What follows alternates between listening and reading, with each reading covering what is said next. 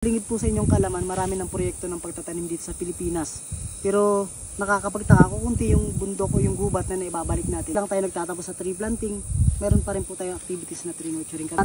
Kailangan po nating sukat na 2 hanggang 3 dangkal po yung layo sa puno, paikot po yun. So yung nasa sa area na yon na nasakop ng sukat na damo, kailangan po natin yung tanggalin. So yun po, tatanggalin po natin yung mga damo na yan, bubunutin po natin. Marami po kasing damo yan sa paligid ng puno, marami siyang magiging kaagaw sa sustansya ng lupa. Mabagal din po siya lalaki. Tapos natin gagawin, sukat po ulit tayo mga 1 dangkal hanggang 1 dangkal at kalahati. Bubungkalin po natin yung lupa paikot. Higit po sa lahat upang mapaluwag po natin yung lupa nang sa ganoon kapag umulan mabilis po siya makaka-absorb ng tubig.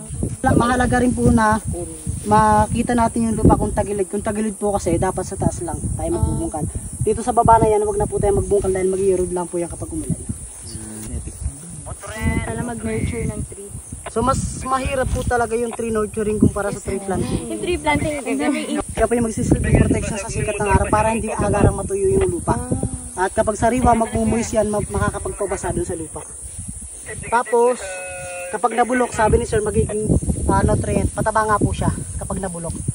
Pero matapos itanim, naiiwan na lang yung mga tinulang puno. Kaya